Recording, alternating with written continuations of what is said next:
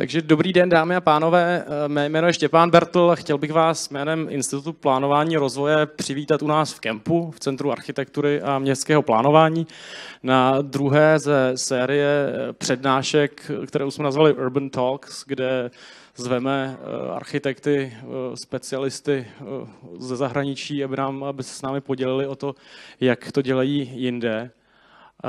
Jenom upozorním, že celá dnešní diskuze je v angličtině. So again, welcome to CAMP, the Center for Architecture and Metropolitan Planning.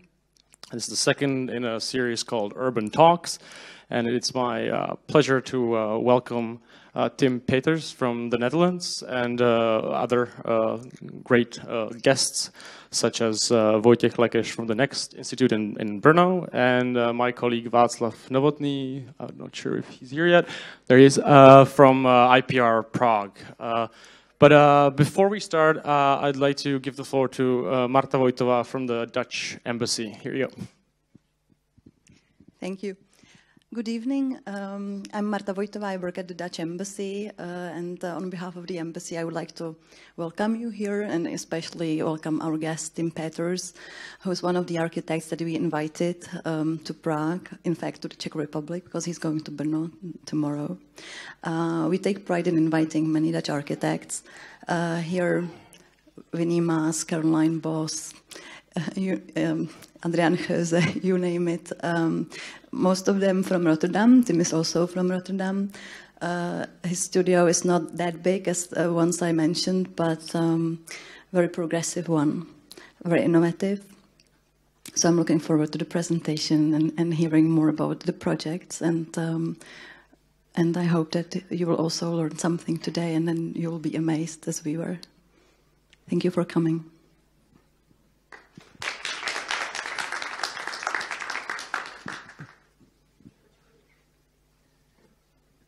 Okay, my name is Vojtěch Lekeš. I'm from the Brno-based Next Institute. And first of all, I would like to thank our partners who helped us with this lecture and actually with the following lecture in Brno. And those are, of course, the embassy, the Dutch embassy, and the IPR. And we helped actually with the program of this lecture, and it follows our research. So I'd like to tell a little bit more about us, who we are. We are a group of young professionals who met in Brno at the coffee festival, of course, because everybody meets at the coffee festivals.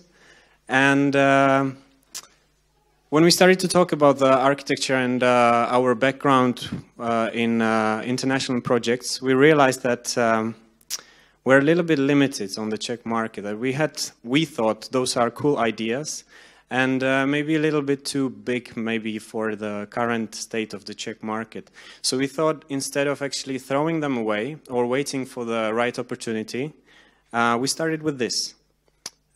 This Next Institute is a platform for applied research in architecture and urbanism, because our background is in these fields. And we thought it gave us a great framework, a possibility how to fund our projects and how to develop them a little bit further. So what we do actually are projects, very often bottom-up projects, and we are organizing events when we can share and exchange the know-how, such as this one. And we have 4 different laboratories. I'd like to talk a little bit more about this one called Urban Dynamics. And this lab is focused on urban mobility. And we already had a great Swedish guest who taught us a little bit more about biking and sustainable urban planning. We talked to the really cool Czech startups. I think everybody knows Liftago, and about the way how we can affect the car mobility with the help of tools of digital economy.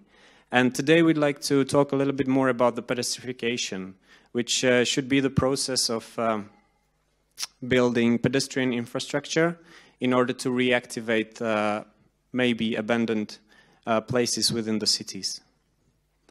So as I said, we had the first conference called Scandinavian Influence. By the way, you can find the outcome of this. We have a short video and a PDF outcome on our Facebook page. we had a talk in Brno about we called digital automobility. This was the connection between tech companies and urban planners and how we can help each other. And we had representatives of city of Brno. And today, as I said, we have a great guest, Tim Peeters, who will tell us a little bit more about the process of pedestrification. But these are the conferences or small talks or presentations we organize.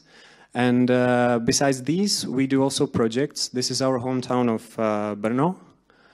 And well, as many cities, this one is pretty messed up. We see a lot of potential for cool projects we can do, but we don't necessarily have a client for our projects. So we started with this one, which we called Biking 2.0. And, you know, these days everybody talks about biking and how to make it better and how to organize the infrastructure. This is the current stage of the infrastructure in Brno. You have two main axes, here, and that's pretty much it. If you want to use a bike, you will end up at the end of these main routes, basically. And then you have to go into the shared roads where actually the cars are taking over, and it's pretty dangerous. So, and at the same time, we know that the city has pretty good plans how to make this better. You know, they have strategic planning and all these, but we try to take a look at the current trends and also about the time as the prime determinant of the success of these projects. If you have now, it's pretty cool to have, or hip to have a bike, you know. Everybody's super proud on their bikes and they put all these design features on them and whatever. But will you actually be so enthusiastic if you don't have anywhere to go, you know? If you don't have the infrastructure, how long will these trends last? So we talked with the representatives of the city if we can do something fast, something immediate, because we believe that there is a really strong tradition of biking, but this is a hobby, cycling, you know, if you leave the city and go with your family to the nature. But what can we do to turn these into the commuting biking? So we walked through the city and we were trying to discover infrastructure which we could just recycle, which we could reuse in order to connect these two main axes. And we found a pretty good spot in here. And then we started to study a little bit further the problem, and we found out the first problem at the very beginning of this bike lane. I mean, all this was pretty possible, but there was a main catch in here, and that was the crossing through the railway. And so we thought, okay, you could just make a railway crossing, right, for bikes. So we went to the traffic departments and introduced our idea, but they said no. Because obviously you need to invest a lot of millions into this and make proper lights and everything.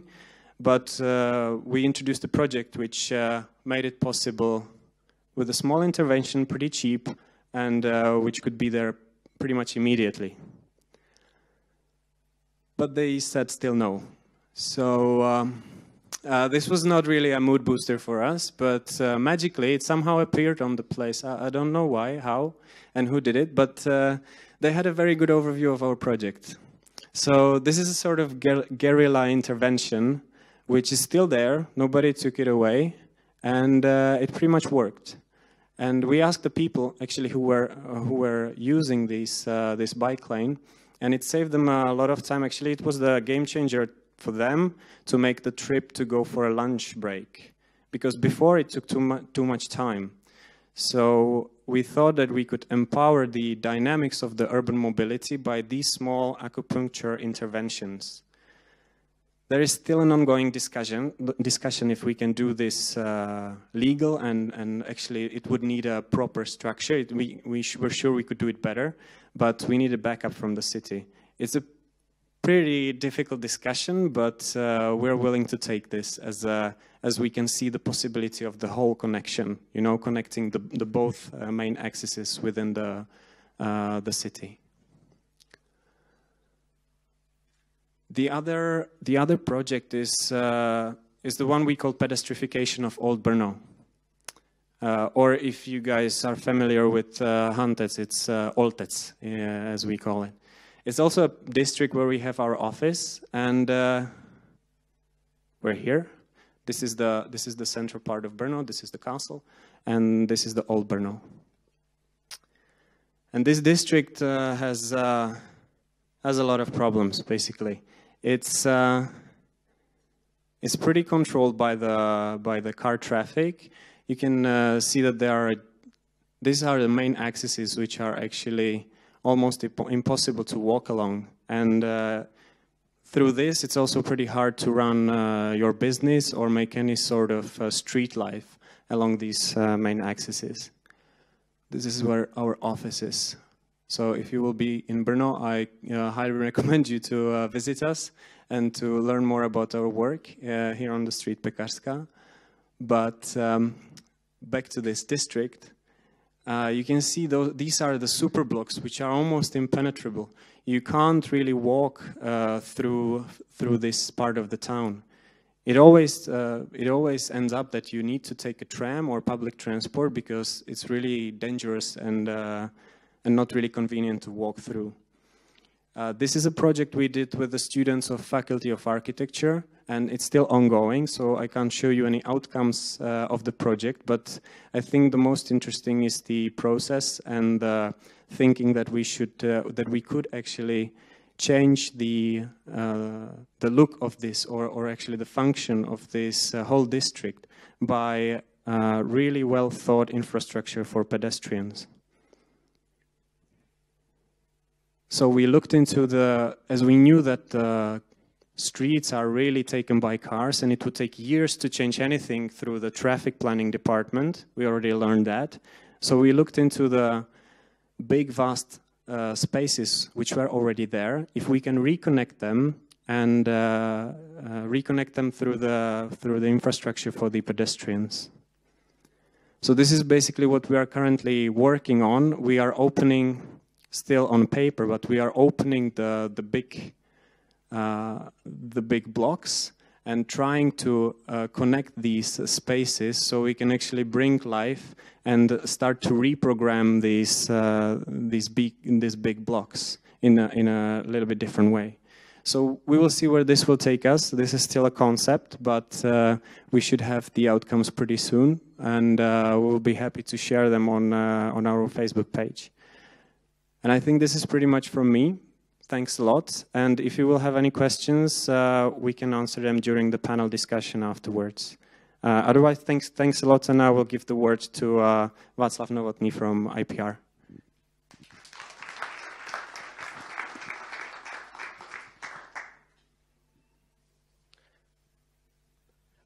Good evening to everyone. My name is Václav Novotný, and I want to present something about pedestrian mobility in Prague.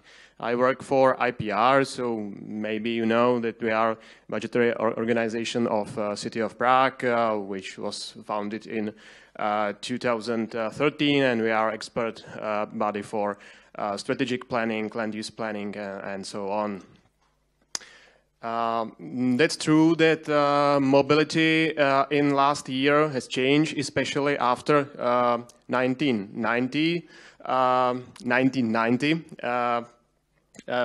Until this year, there was so many public transport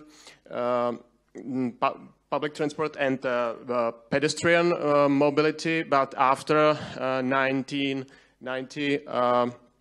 Many people bought new car and increase car ownership and of course using of cars.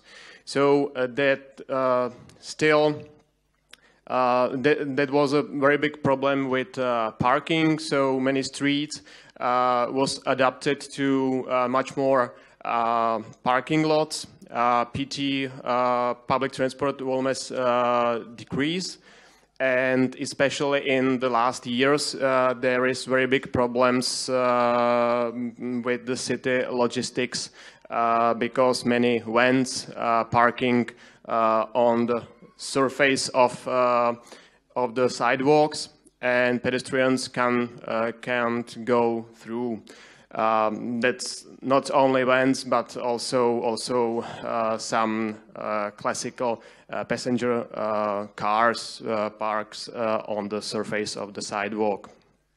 But in Prague, in 2015, we have 26% of pedestrians, 26% of all trips is made by foot.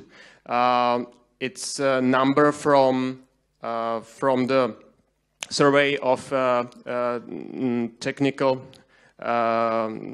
správa komunikací,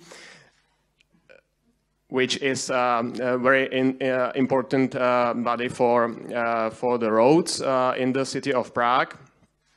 And it means that it's very big share for project the mobility for pedestrians. In Prague, we have so strong touristic flows in the city center and still increasing, and the share of the citizens decreasing. So there is very big problems with less and less people who live in the city of in the center of Prague.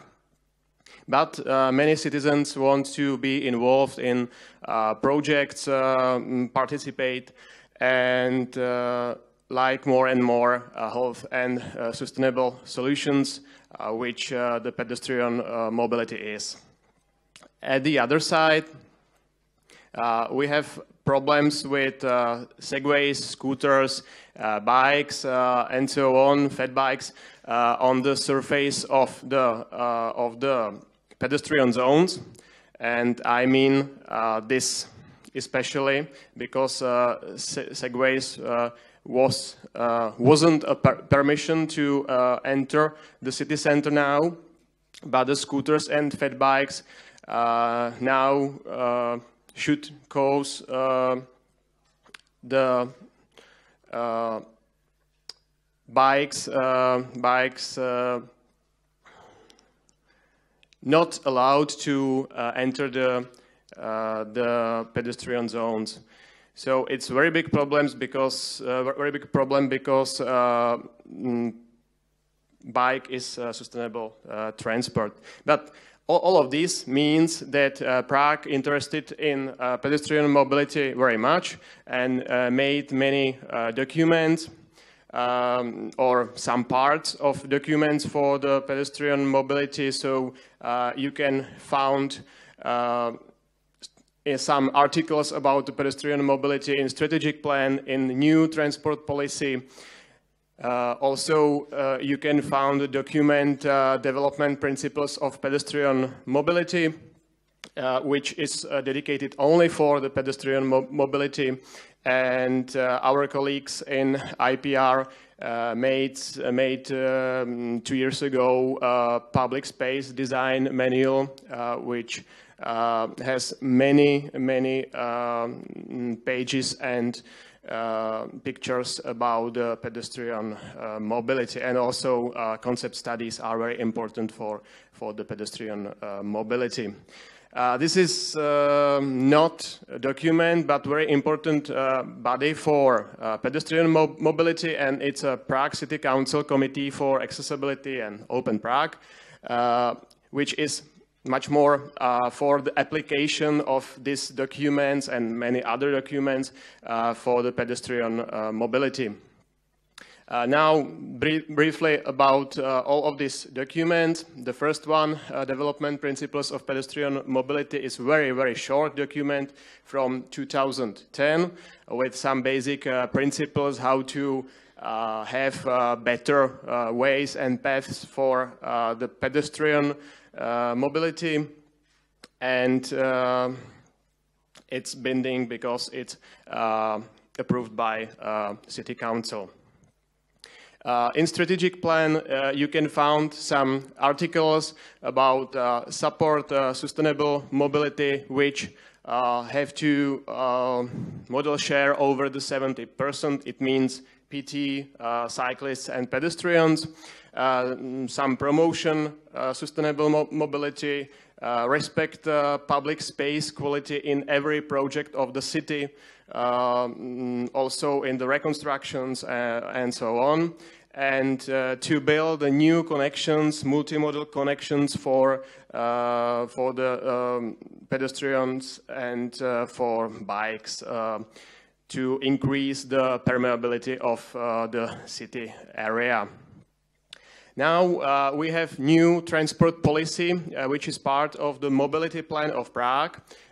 It was approved 1 month ago, and this is the basic structure of the transport policy, and in every part you can find something about the pedestrian mobility.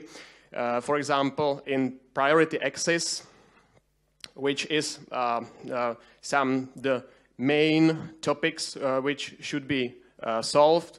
You can find 4 from 15 priority access, which is dedicated to pedestrian mobility.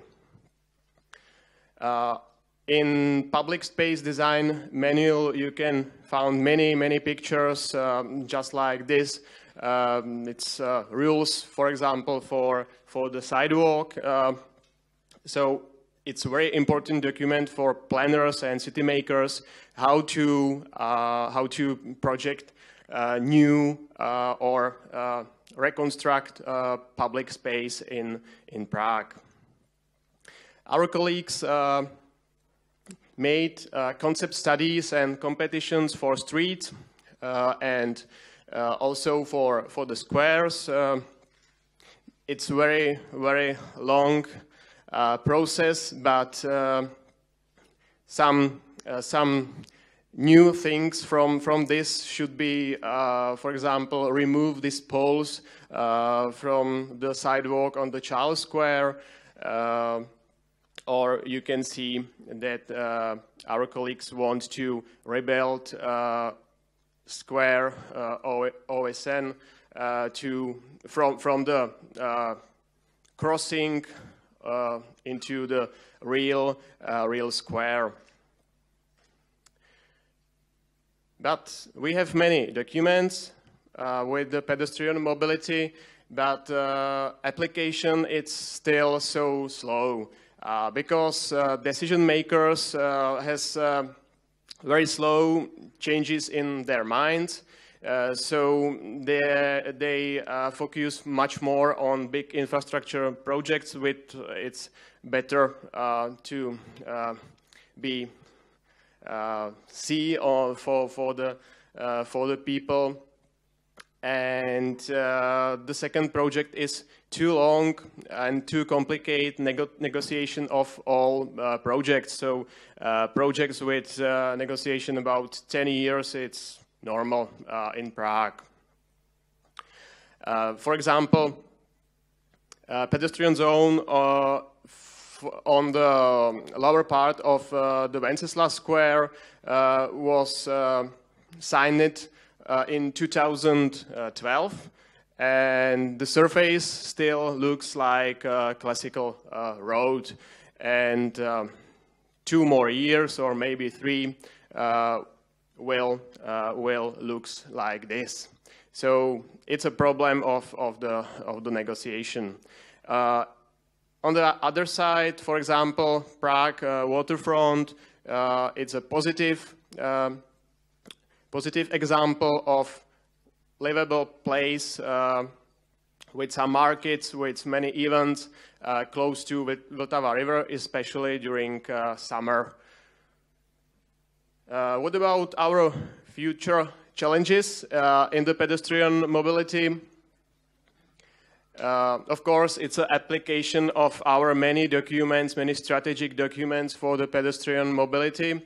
And we have many data about volumes for PT, for cars, but we have less information about the pedestrian mobility. So we want to have some new surveys of the pedestrians and at first only manual, but second should be automatic, based on cameras, maybe. I hope so. Now we are about start of the city logistic strategy, which should solve some problems with this parking on the surface of the sidewalks. But we'll see how it's possible to solve it, because e-commerce is still increasing, and so much space which we need for this, it's maybe impossible to dedicate on the street. And we have also some more or less dream challenges, for example, to better control illegal parking on the surface of the sidewalks, or in front of the pedestrian crossing and so on. But it's up to our police. Or less parking spaces in the streets in the UNESCO reservation, because we have so many parking lots on the surface, and now we have more and more parking lots under the surface, but it's empty because on the streets it's cheaper for the drivers. And we want to have more pedestrian zones, because we have many people in the city center, as I said, especially tourists. So these pedestrian zones should be also temporary, because we should have only some traffic sign for weekends or something like that. Thank you for your attention, and if you have some questions, I will be there.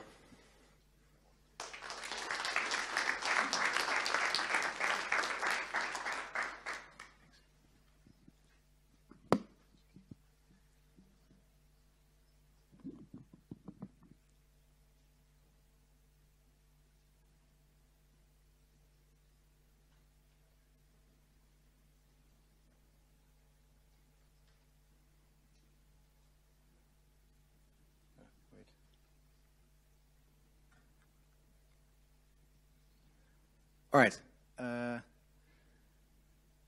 Good evening. Thank you for having me first, everybody.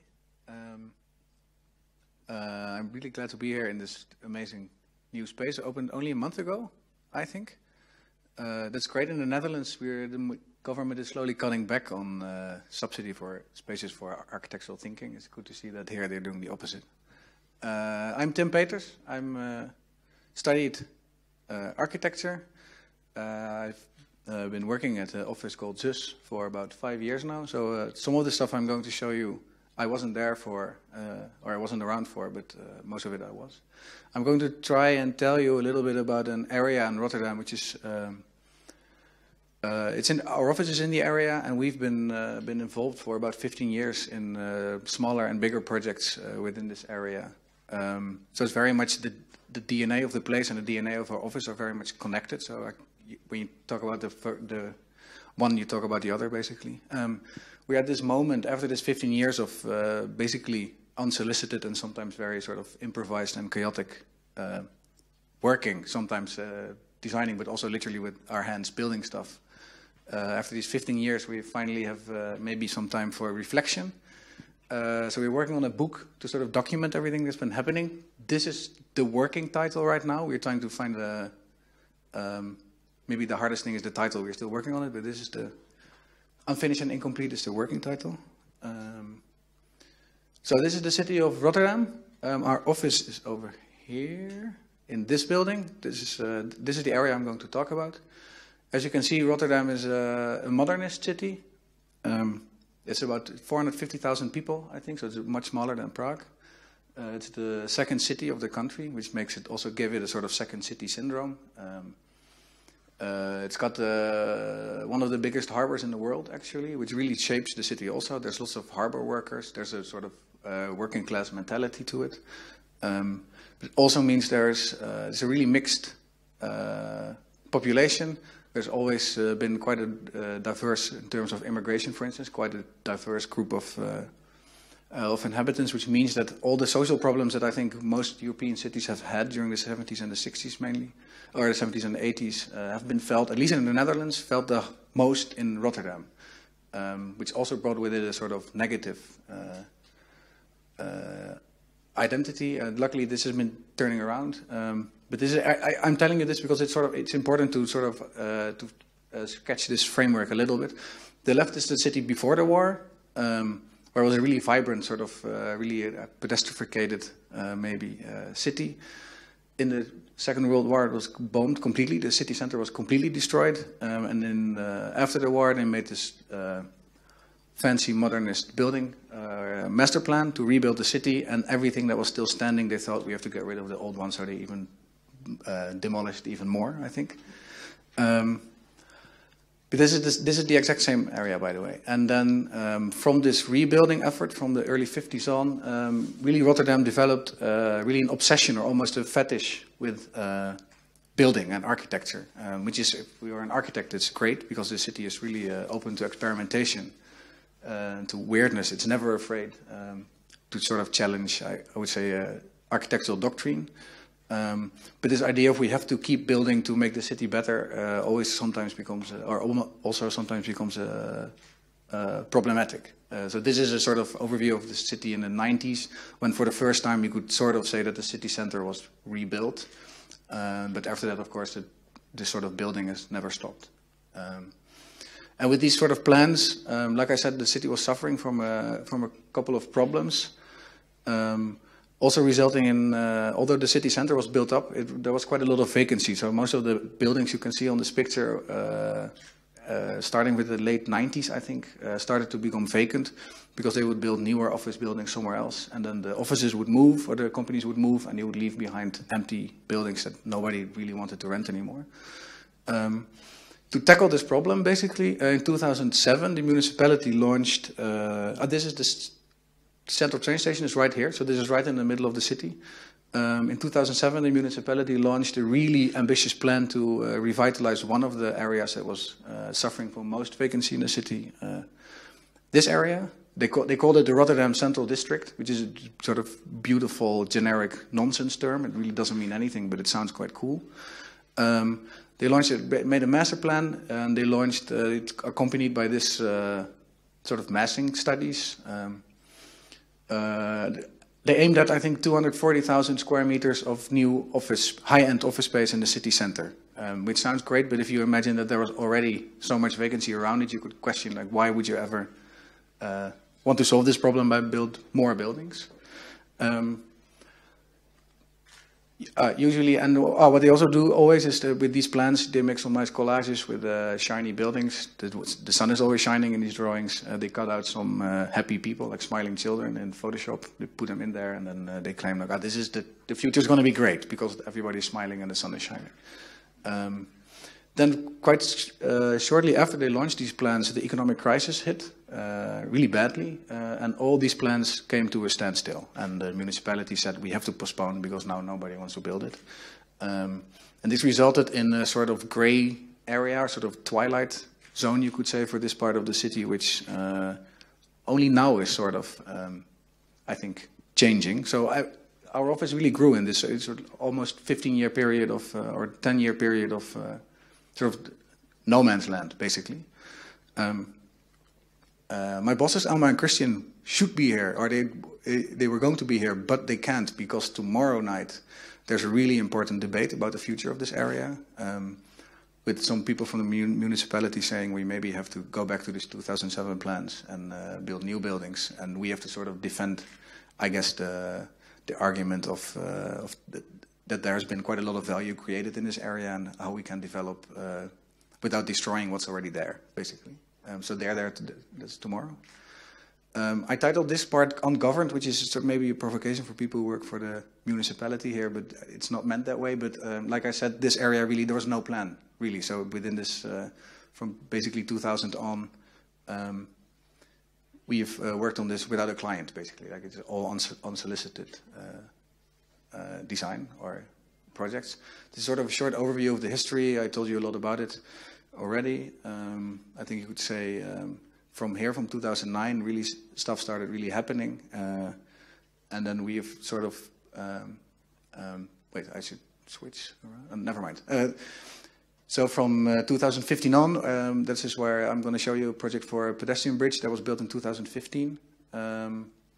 This is for us, this is a really important diagram because it's a sort of a summary of what we think can really help build value in a city. The above diagram is basically how it used to go. Like there was a city district, it would go bad. There would be a crisis.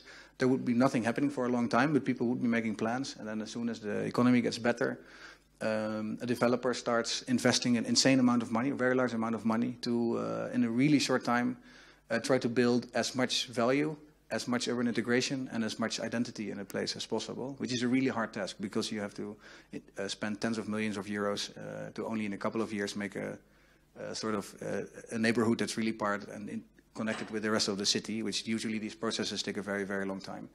So we propose an alternative in which you say you can maybe use this in between time to slowly already start not only making plans, but also already build things. You do this by investing smaller amounts of money over a longer period of time, which means that it's a more inclusive process because then also smaller entrepreneurs can use the area, invest in it, and together make it bigger or make it better.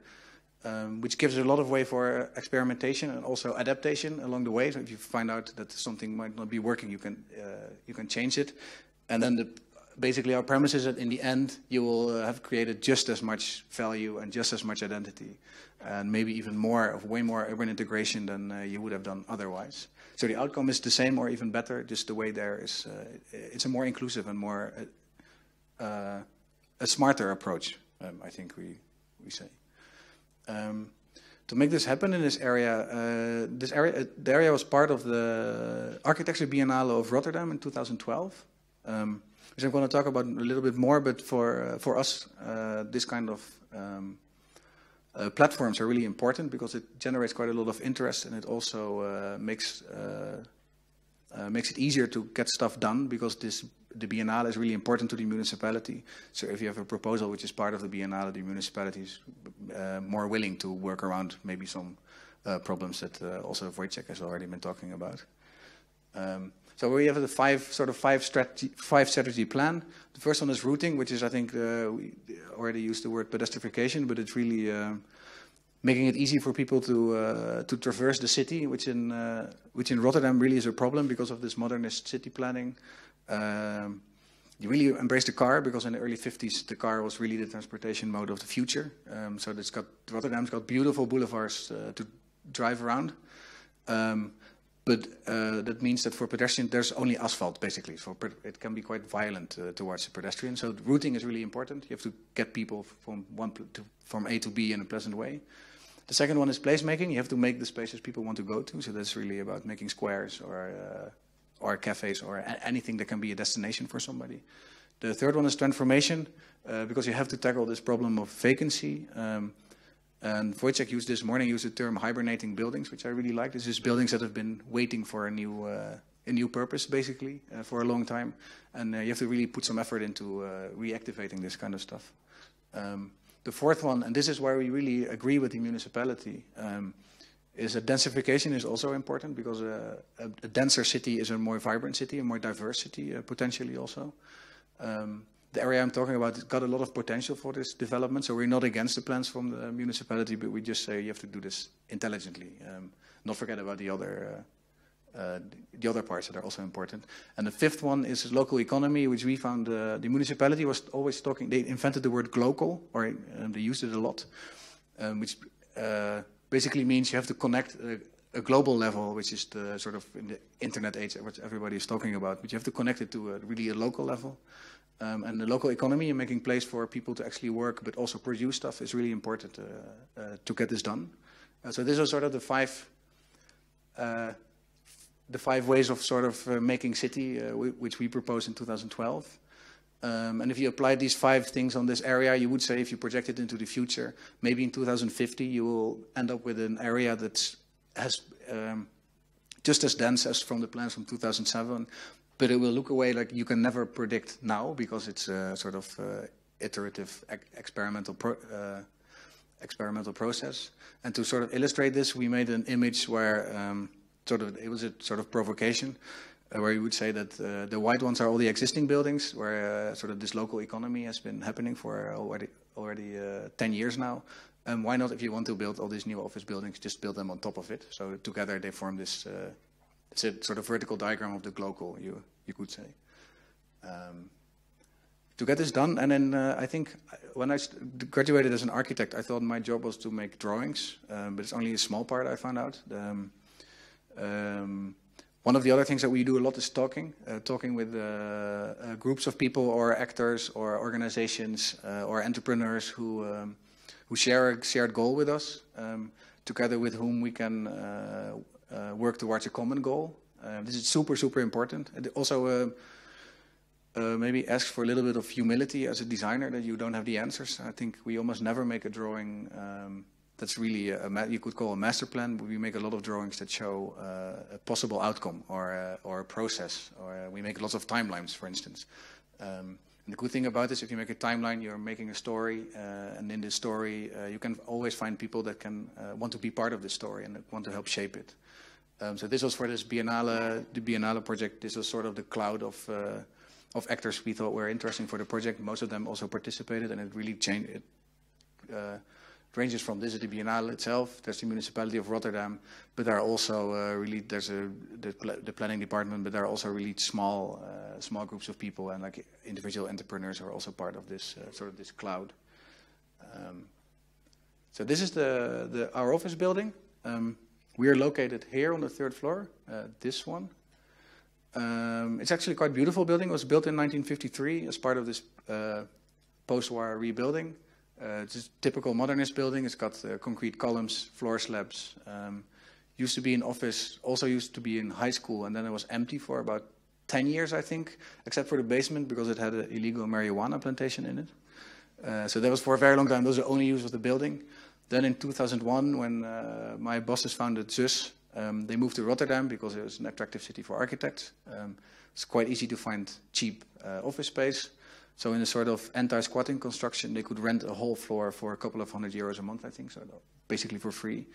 And from the very first moment, by being sort of fascinated by this emptiness around them, just started making sort of unsolicited projects to really improve the area, starting from the building and then going outwards into the public space also.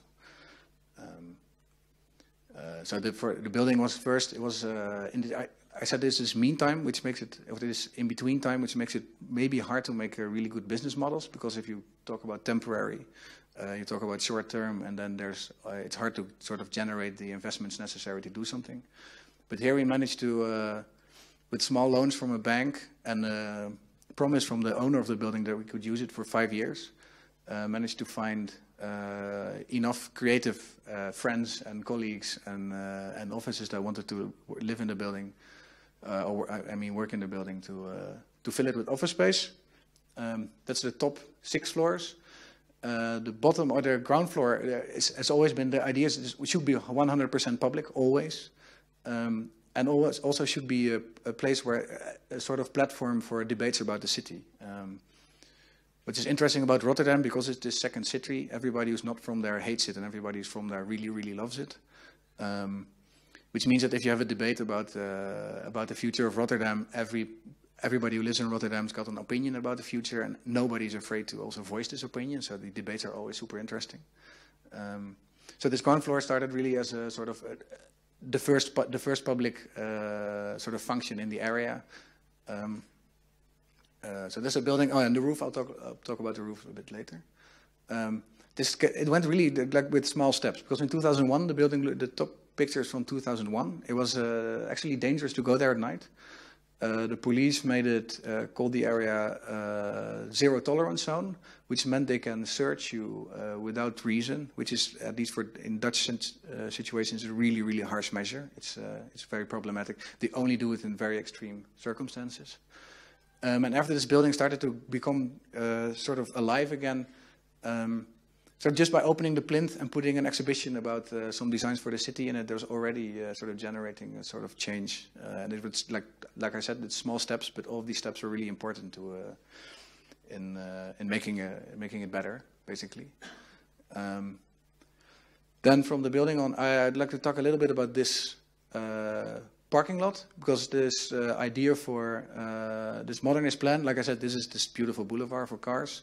So it created quite a lot of really nice, like chic facades or front sides, but it created an equal amount of really ugly and forgotten back sides, like this one and this one over here, where nobody would ever go. It's just used for parking or not even used at all. And this parking lot, which is also really close to the train tracks, is a really good example of sort of a forgotten waste space in the city.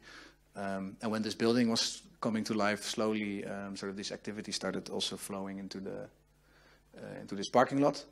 It started with this 2012 Biennale. Like I said, then this was a part of it. It was a one-to-one scale city laboratory, they called a test site.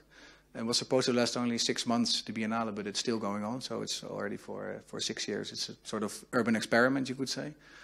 The funniest thing is, we figured if you have an exhibition, you also need a bar, because if you can't buy a beer, nobody will ever show up to your exhibition, so we need a bar.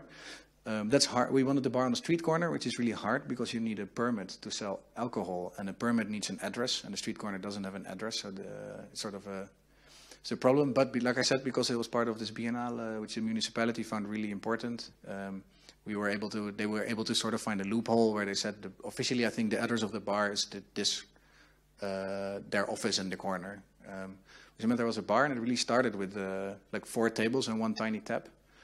And then every year it sort of doubled in size, I think. And now this is a picture from a quiet Friday night, I think, because when it's sunny and there's a special event, there's 1,500 people drinking beers on a sort of what used to be a forgotten parking lot, which is quite a, to me, always sort of amazing sight. We have to look at it all the time, because this is our office. As you can see, we are the only ones who work overtime in this area, together with our colleagues from this urbanism office.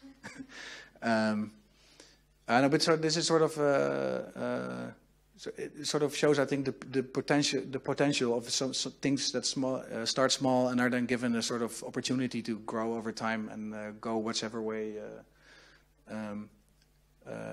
apparently is the best way to go forward. What I find another interesting thing is this is a pop venue. It used to be a teenager disco, a really notorious one.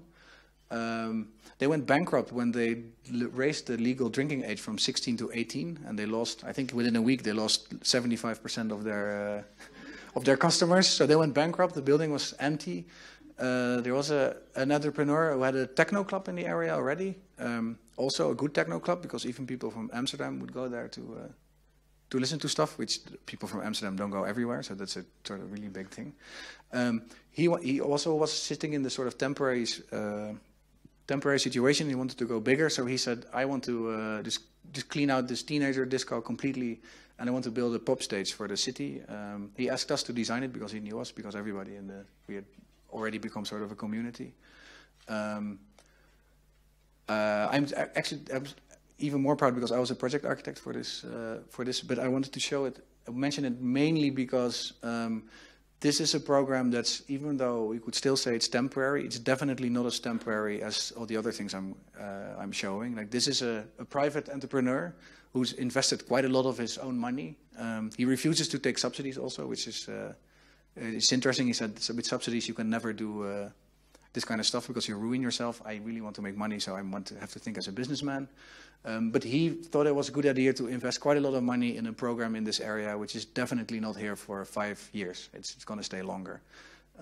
So I think that's it's a sign that maybe this kind of development really has also in the longer term some potential, I think.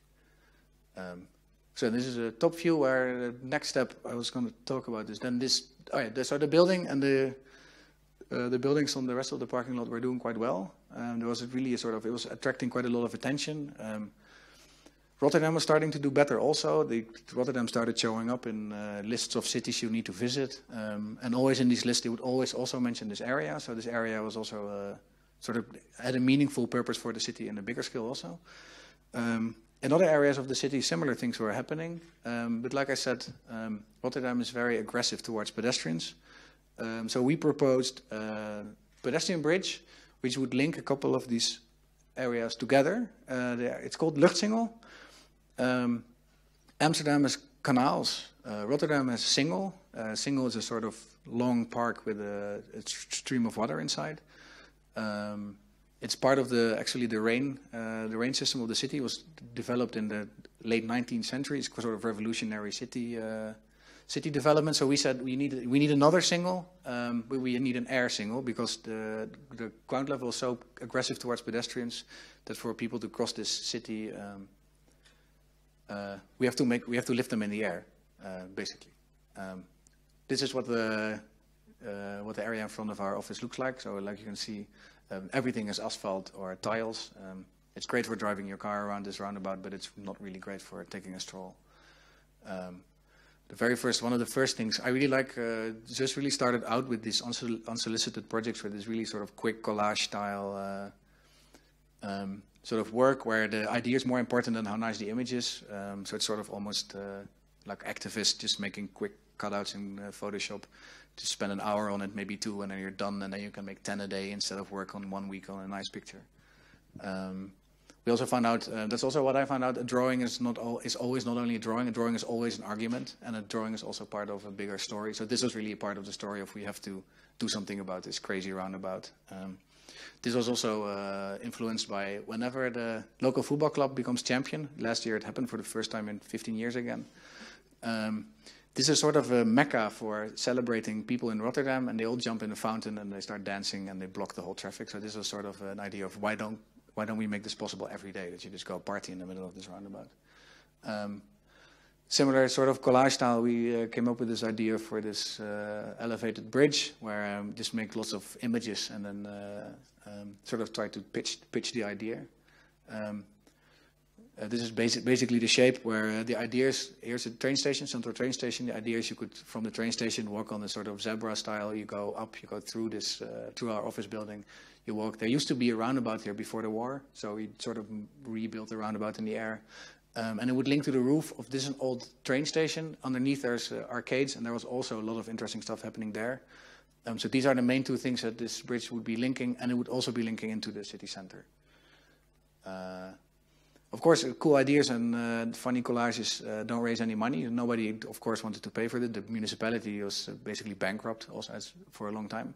So the first idea to finance this bridge was completely by crowdfunding. So the idea is we made a website. You can buy a plank for 25 euros. You could sort of participate in this project.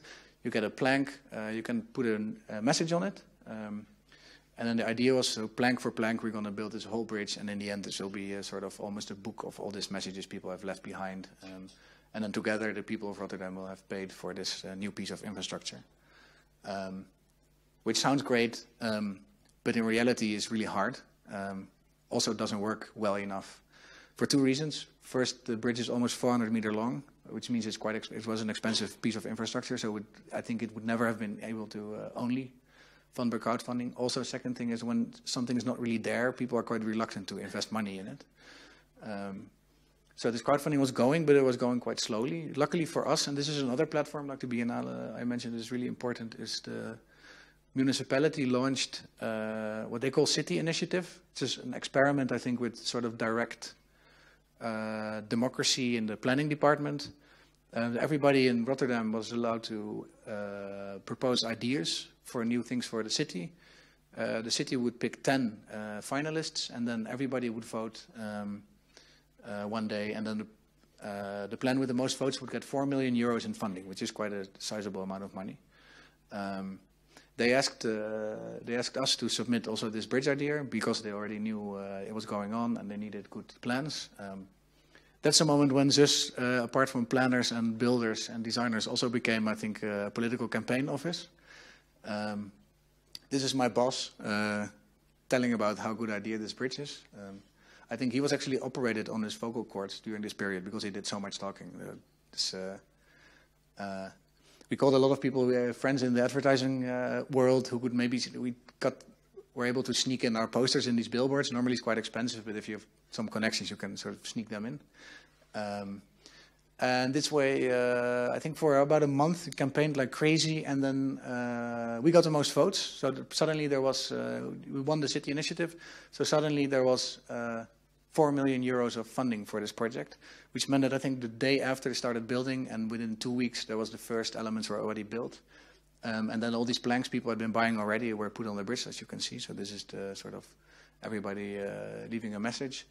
And the weird thing is, as soon as this started happening, also the crowdfunding started going quicker, because suddenly everybody was realizing like, oh wow, they're actually really building this crazy thing. And I'd like to be a part of it. So this is sort of the first celebration moment when we were crossing the first part of the street. So this is about 50 meters of bridge, which I think was built in about a month and a half in total. And then everybody thought it was going to go really quickly with the rest also, because the building was going quickly and the money was there. Oh, I should mention, by the way, within this budget, this 4 million euros budget and the crowdfunding, the ideas, it's also, this bridge is an experiment. It's going to be there for 10 years, which makes getting permits easier, by the way. If you have ideas and you call them permanent, it's hard. If you call them temporary, then it's maybe easier. But it was also to test this idea of this connection. It was to test the idea of elevated pedestrian connection. And within this budget, there's not only building, but also there's enough money to maintain it for 10 years. So the municipality is the owner now, and they can maintain it for the period that's there. And it's also enough money to also dismantle it when it's past 10 years. So we never have to invest any more money, and this can be gone. And then the idea is it's been there for 2 years now, so in 8 years' time, we're going to evaluate whether it's been successful. If it has been successful, maybe it served its purpose and it can go away, and we can propose something else. Maybe everybody loves the bridge, and then we ask Santiago Calatrava to design a more permanent one. So this was going really quickly, and then everybody thought it was going to be built quickly, but this is the end. This is the ceremony when the last point was reached. But between this picture and this picture, there's about 3 years of time. Because even when there's money, and even when the municipality wants to help you build this kind of stuff, reality is really complicated. I think the land underneath the bridge is owned by 3 different parties, which means you have to have 3 separate building permit processes. They all take a long time. There's a part, and the tree is in front of it, but there's a part going over the train tracks. And if you want to build over the train tracks, you have to talk with the train track owners. There's a really big Dutch company, ProRail. They're notoriously difficult to talk to, because they only think in trains. Like, they cannot talk about anything else. This is a really, really busy stretch of tracks, not only during the day, but also in the night, because of the harbor. There's lots of cargo trains. They hate, and if you want to build over it, they have to shut down the power, and then no trains can run. And they really hate this, because it's going to cost them a lot of money. So I think the negotiations with them about getting a permit lasted for a year. And then they said in the end, okay, whatever, we'll shut down the power one night from 2 a.m. to 6 a.m. in the morning. So there's only for 4 hours. That's all we can give you. 1 minute after 6, we're going to turn the power back on. And if you're not finished with building this stupid thing, send another email, and we're going to have this talk for another year. So my colleague who was overseeing this project, he's a really sort of relaxed guy, but it's only one time I've seen him nervous. That was this night, because they built the whole bridge next to it on the ground, and then with 2 really big cranes, in the middle of the night they lifted it and put it in place. Everybody was praying that it would fit, because you never know, and then luckily it did, and they quickly screwed it together, and then within this 4-hour period, we managed to cross the tracks. But so yeah, so they took a year basically. This kind of stuff. But now it's here. So like I said, this is the sort of the celebration of the sort of the finished thing. We've also found out originally when you talk about this kind of stuff, I'm talking about temporary, but it's always still about 10 years time. If you are really thinking about city planning, you're thinking in decades, like 30, 40 years. In the Netherlands, we really like planning, so we also plan for maybe 100 years in the future. And even if you're thinking about this kind of long-term processes, we found out that it's also important to at the same time ask the question, like, what's the world going to be like in 50 years, but what can we already do tomorrow to start making it happen? And this involves quite a lot of events. We also sort of, not so much anymore, but we used to also organize quite a lot of events, but I'll talk about that later. But so when you finish something, you should celebrate it, basically. Apart from this bridge, we also said the green one in the 5 strategies was placemaking. So apart from only this bridge which connects things, we also proposed a number of places. One was the roof of our office, which was, when it was finished, I think the largest production roof in Europe. I'm not sure if it's still, but back then it was something. The people who run this are really used to boast about this. Where they're growing vegetables in the city, and there's a small restaurant on the roof, and they try to cook as much as possible with these really locally grown vegetables. So it's mainly making the route your food takes as short as possible. And it's super nice. The city is it's really an oasis in the summer. It's a great place to be. So this was also part of this sort of this strategy. Now you can see from the top, this is the whole thing. There's also, of course, things that didn't go really like we wanted to. For instance, we proposed the owners of this building, which is a Czech investment firm, by the way. This one and this one are owned by a Czech investment fund. We asked them whether they would like a new entrance to their building, which would be good for the building, but also good for the bridge, because it's really good to have addresses on this kind of stuff, because then it becomes not only a place where people just traverse, but also you create some life. In the planning stages, everybody says, yes, that's a really good idea. And then when the bridge is there and they have to pay for it, they say, maybe next year. So we're still hoping that they're going to change it and make a door where it's now possible. I'm going to also be talking about this building a little bit later, which is owned by the same investment fund. So this is the roof I was talking about, which is really successful. We tried to make another sort of park space here, which was only partly successful, I think. We tried to find people who take care of it, like square by square. So find a lot of people who would like to have a garden, basically, which really worked well in one corner. And then in the other ones, not so much yet. So I think we've either been maybe a bit too optimistic, too naive, or we have to give it more time to really grow into what it can be. And I also want to talk about this roof later also. Wait. All right, back to this building, exactly this one. It was a Shell headquarters in the 70s. It's it's the most beautiful and the most ugly building in the city, I think. It's a super brutalist thing. It was empty for a long time. Then the real estate market in Rotterdam got better, and this investment fund bought the building, but they didn't know how to sort of generate new attention to it, which is really hard. They'd heard about us and they knew about what we were doing. So basically, the owner gave us the keys for 24 hours and said, "I don't care what you do with it. Just please leave it empty again after this 24 hours, whatever you do." So we, as a part of the Day of the Architecture, which is every year in the city, we opened the building as a sort of vertical city for 24 hours. We found, I think there's 25 or 26 stories. We found 26 groups of people who wanted to basically rent a floor for free for a 24-hour period. And we turned it into a vertical city. And for 24 hours, I think in the end, 6,000 people visited the building, and it was a great night because there was a football pitch, but there were also restaurants and fashion shows and yoga classes and everything you can imagine was happening there. You can never say whether this is because of this kind of events, but the building has been, I think the half of it is being rented now. Maybe we have contributed a little bit to giving a hibernating building some new life. This is one of my last slides. I was just talking about this long term. Although the idea is it's only going to be there for 10 years. It's part of actually a bigger thing, because this is the bridge and it leads to the roof of this old train station. And from the train station, there's an existing viaduct. It's a monument. It's about 2.5 kilometers long, I think, and it goes all the way into the Dutch polder landscape. And our sort of long-term dream is that in 20, 30 years, when we're old, you will be able to leave the train in the train station here, then walk onto the bridge and walk onto the roof, and then follow this sort of park-like snake through the city into the nature. You have like an hour-long stroll through the city without meeting a single car, which would be in Rotterdam right now unthinkable. So that's a long-term thing. More short-term on the right is I included it. It's a Dutch newspaper article. It got published last week, because although for 10 years this area, well, yeah, I've just talked about this was happening, the real estate market is doing so well that now there are some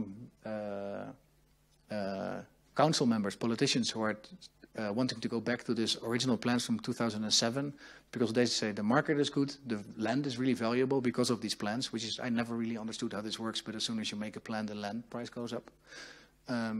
They say everything that's going on there is not enough to sort of generate, there's a gap between what the land is worth and what is being generating right now. So they're trying to start a new argument about the future of this area. And like I said, we're now working on this book, partly also to sort of make the argument for that everything that's been happening here is actually really valuable. And even though you can still develop, and we would still embrace the sort of densification and development of this area, basically we're making the argument that please don't throw away everything that's been built up there, because this identity and the way this area is now known and integrated within the city, it took 10 years to build, and it would just be a shame to throw it all away. And that's the end, I think. Yes, that's it.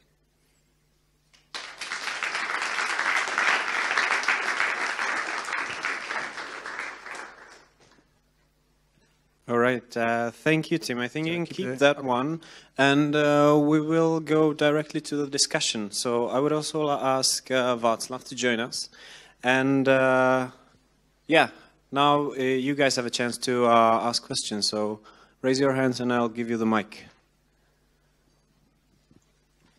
All right. Yes, here we go. Thank you. I want to ask you, what's the investment company you are talking about with those buildings? I'll look this up afterwards and I'll tell you, because I don't know by heart. It's 3 letters, FS something something. I don't know. Maybe I'll look it up. Okay. Any other questions?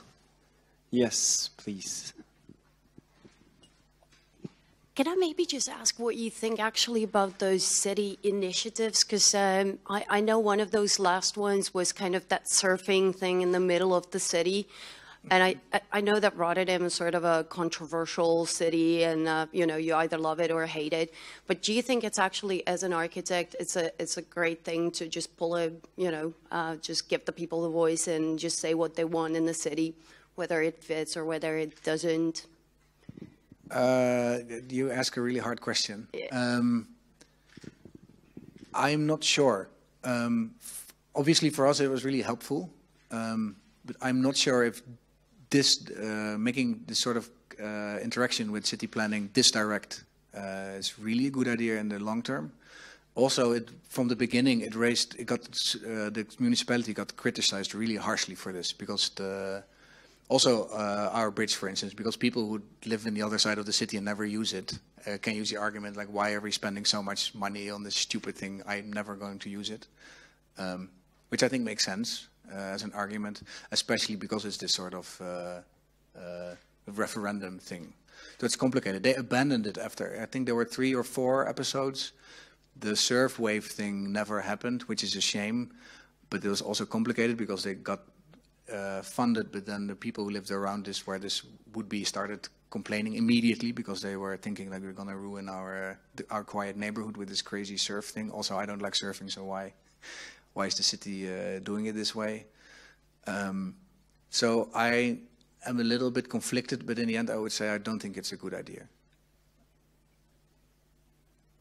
It allows also for a really weird form of planning populism, I think, which is, and I have to admit right now we're also guilty of this by making this campaign.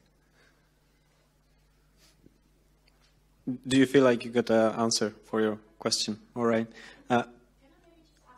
Sure. It's like, what kind of a stage is that Hofplein route now at? Because I know there's a lot of work starting above those Hofbogen things, but it seems to be like that for like 2+ years, and nothing really seems to be happening. So which is true, and it's something we also find quite annoying. because as part of this Luchtsingel, the bridge was also the first 100 meters of this 2-kilometer or 2.5-kilometer stretch. We turned into a event space, small park based on the polder. So it's sort of, we thought in the long term it's going to bring the people into the polder. Now we bring the polder into the city a little bit. We get criticized. We're still closed, and we get criticized for this. But it's really the municipality, is, like you say, has been taking about 2.5 years now. There was an opening party actually 2 summers ago already. Then for some reason they never really finished. It's really strange because it's almost completely finished. But first there was something with the safety, so they put some fences. This took like a half a year. Then there was another thing and another thing, and so no, it's a shame. It should have been open 2 years ago already. Yeah, do we have some other questions?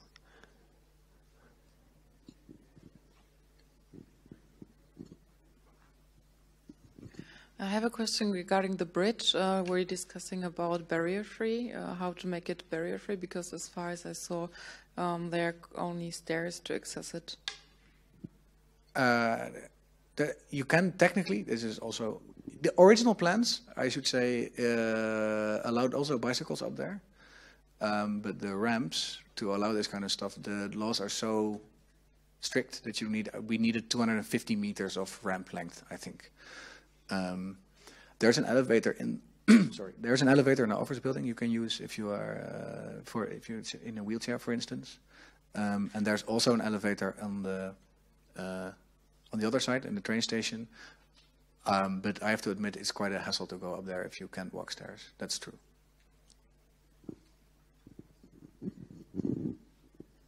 Yes.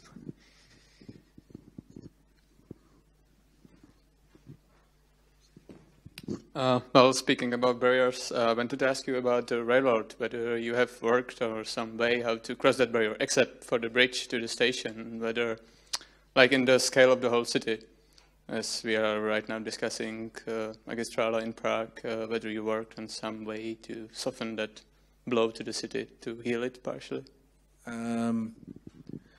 We personally don't. There's the plans for this area. There's a bigger sort of pedestrian planning, like Václav was talking about, in the whole city. Our proposal sort of fits in with this sort of larger scale thing. They're now one of these boulevards you could see on the picture. They're right now changing into a more pedestrian-friendly boulevard. So the city itself is slowly bettering itself, I think, but we are not yet part of this. No, we've really we've only focused on like our immediate surroundings, basically. Also, I should say this is also a little bit because although the theme for this evening is pedestrification, I think for us the real focus point is not so much this pedestrian routing as it is sort of making local economy. I don't like the word pop-up or bottom-up is also not completely what I mean, but that for us, I think it's more important than this larger scale pedestrian undertaking.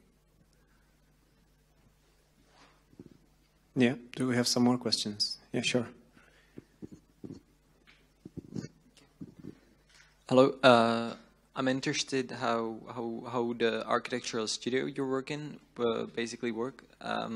You mentioned a lot of not solicited projects, which are basically, I mean, how you mentioned bottom up was the expression. Is it like 50-50 the collages and experimental sort of imaginative sort of work, and then it's like 50% of like commissioned work, or how basically the studio work? Yeah, that's the question. I think the answer now would be it's a bit boring because we're slowly becoming a sort of normal office. When I started working there 5 years ago, it was like super chaotic. It was more like a workshop than a studio. I've spent a week of my life sanding the bridge, for instance, with this machine. It's a horrible job. But we used to work quite a lot like this, make a lot of unsolicited projects and a couple of commissions. But as we work for, it's interesting. We have quite some projects that are similar like this one, but because we've been asked by the municipality to do this because they saw what was happening here. Quite a few cities in the Netherlands had the same problems with development because of the crisis. They also all have old or abandoned areas that have a lot of potential, because also it became hip to sort of make this more lively places. So I would say it slowly grew from all this unsolicited stuff into now doing basically the same thing, but we have a client, and sometimes the client is even also a developer. So it's become more normal. And the unsolicited work is mainly turned into research, I think. Like I said, this book we are working on is also, we're really interested in gentrification. Also part of a sort of self-critic or self-critique, I think, really trying to find out how this works. So the unsolicited stuff really changed into a sort of education and research. Basically because we're too busy with projects that we get paid for, I think. Which is in the end a better business model if you want to start an office, I think.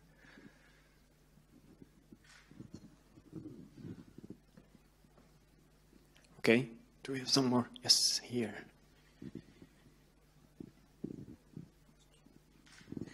I will ask Václav, and I will ask if he sees, for example, like this project as something that Prague can take inspiration from, and whether, because like you mentioned that we have, I mean, we're making all these strategic plans and we have lots of concepts, but we struggle with the implementation. So if this kind of way of these temporary, or the trend of the temporary implementation and temporary projects could be the solution for the Czech cities. I think for Czech, it's maybe it should work in some places, but for example, some people from Prague 7 made a new stairs only by hand to one very small ferry in Prague across the Vltava River, and Prague 8, other municipality of Prague, want to destroy it because it was guerrilla action of the Prague 7, and we are Prague 8, so why should be some new stairs?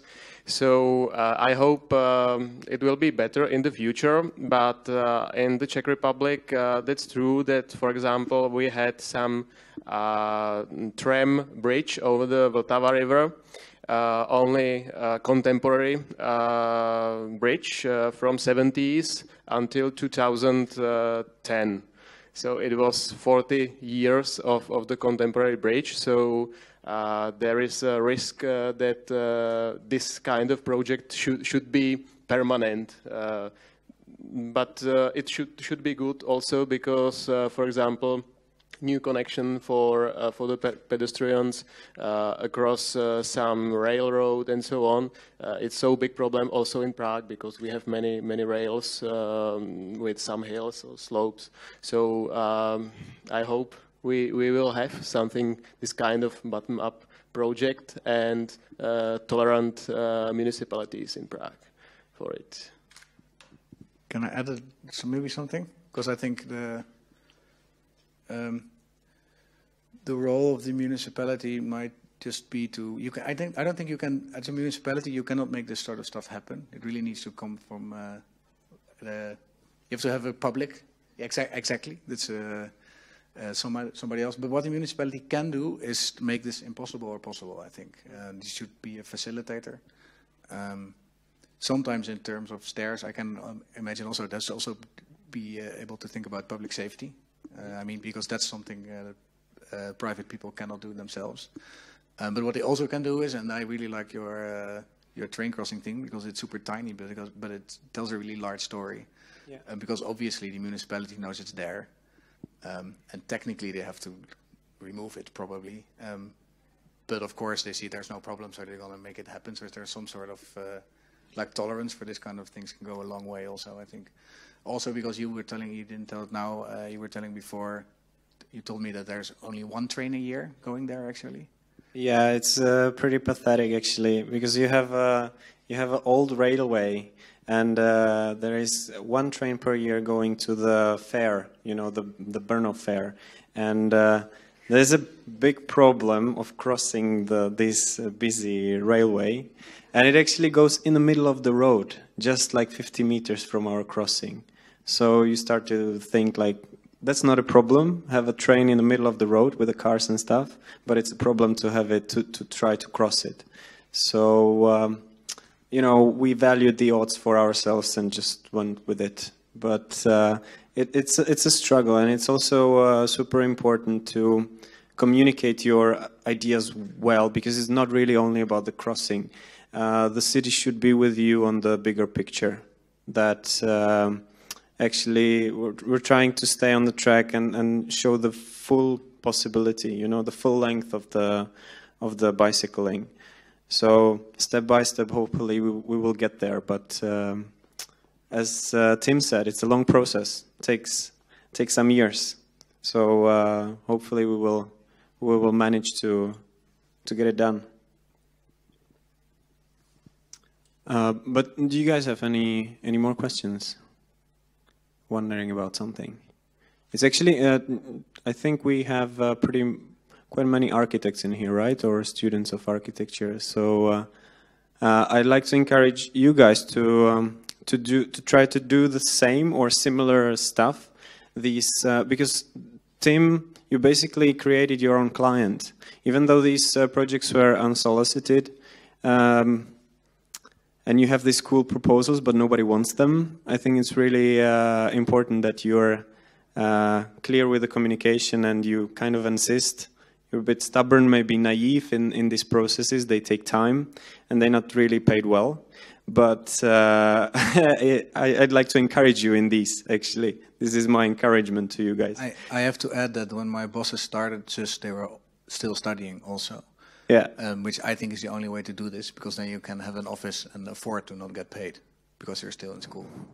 Yeah, sort of. We're actually struggling with this as well, and we thought the research framework really helped us to put us on track, and because you end up in a situation when you have to do it half time, because you need to be paid the other half of the time. So the best thing is try to get the funding for it and develop it properly, to get the help from all the support you can get from like different specialists as well. And the city is actually helping us now. They can provide the legal, specialist. They can provide the traffic specialist. So I think it's really all about the communication, and that you have to persist for this first stage of the project, at least. So you guys have any more questions? If not, I think this. Yes, please.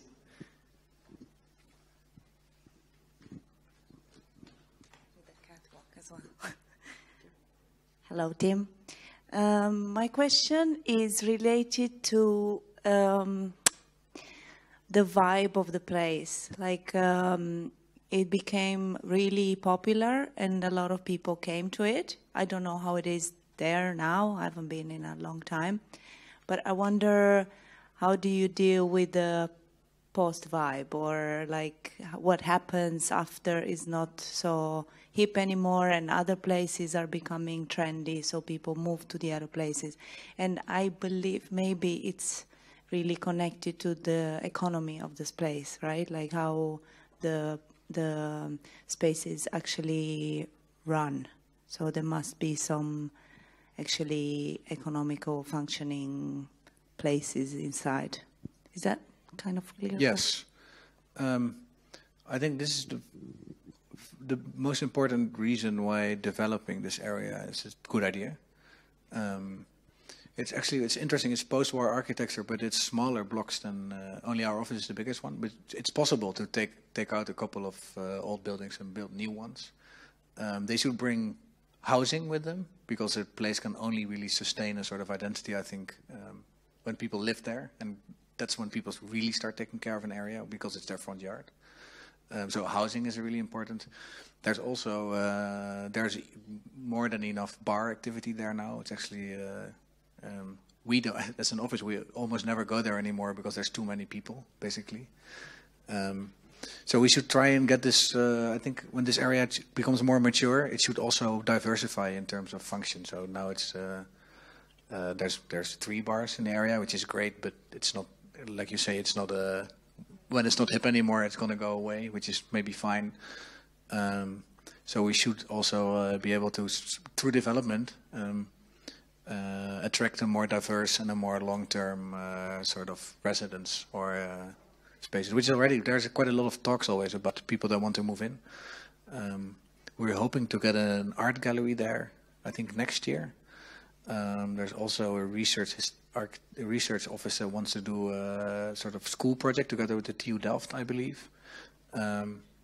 So for now, I would say, and this means for now the area is hip enough for these people to consider going there, and if we can attract, or if the area can attract those, then we can build a really sustainable, I think, identity for the place. Now we maybe have a space for last questions. No, everything was already said and perfectly clear.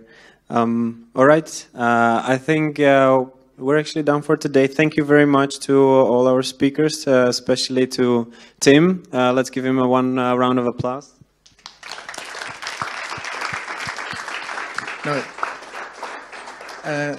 thank you very much for having me, and thank you for being here. And I will look up the name of the investor for somebody. Yes, please. All right, thank you guys for coming. Thank to our partners for supporting us, Dutch Embassy and IPR.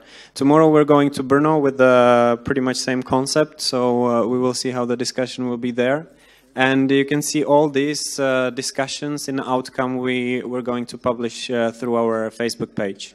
So thank you very much, and see you some next time.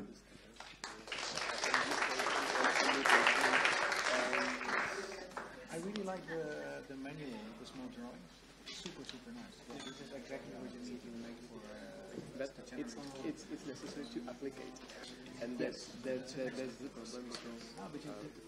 Yeah, it's the first step, and we like that our colleagues made it because it's very important for all of projects. And I think everybody can immediately know what you're doing.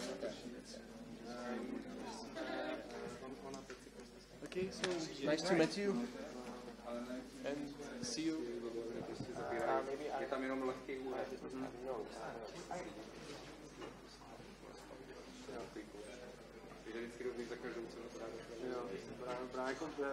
Zatím testujeme, uvidíme, co správně, ale...